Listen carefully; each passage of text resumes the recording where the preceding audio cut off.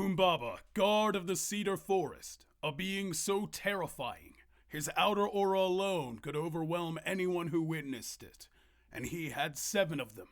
A being, at least in the Epic of Gilgamesh, abhorred by the god of the sun Shamash.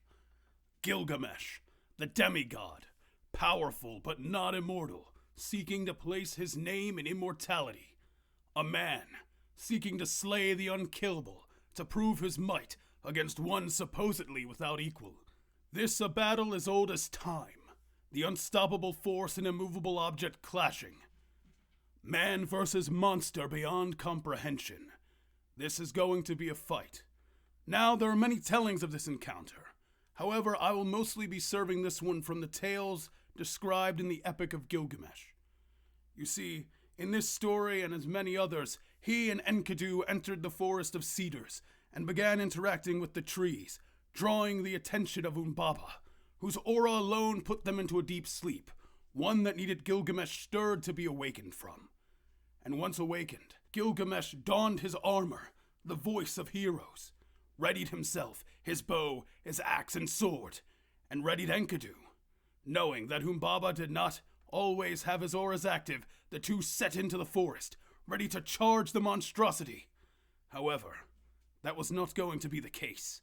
As they entered, Humbaba recognized their presence, leering at them like a ferocious bull, and the pair charged. One look from Humbaba, however, was enough to break their stride, stopping them in their tracks with the Eye of Death. This Eye of Death was so terrifying that Gilgamesh, frozen in his steps, had no option but to cry. He cried and prayed to Shamash, who abhorred the monster, and the god answered. 8 winds were forced to harrow the protector of the cedars. These winds of fire, ice and lightning, of rain and wind and hail, buffeted the monster, blinding him. With this, Gilgamesh regained his strength and took forward unabated by fear any longer. Gilgamesh honored his divine heritage and began to strike, first a single cedar tree, then 7 more.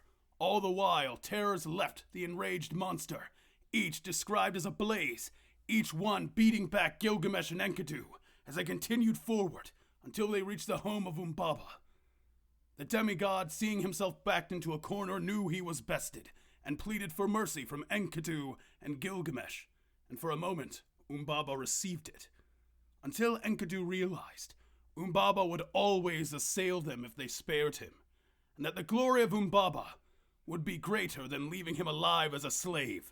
Trusting his friend, Gilgamesh thrust his sword into Humbaba, and Enkidu cleaved forth. First one strike, then the second, removing the demigod's head from his body. And this, as Humbaba fell, caused the forest to shiver and the very mountains to move. This was the price to pay for slaying Humbaba. The pair then cleared many cedars and left Humbaba's corpse as a display.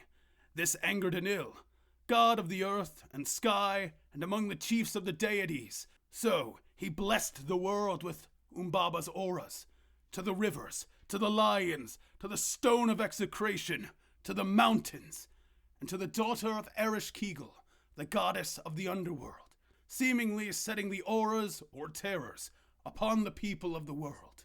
Now, what is a good hero without a good villain?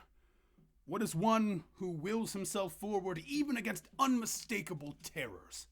That is Gilgamesh, and that has been a fundamental in our stories since the very first bit of cuneiform was tapped into that clay. Isn't it fascinating?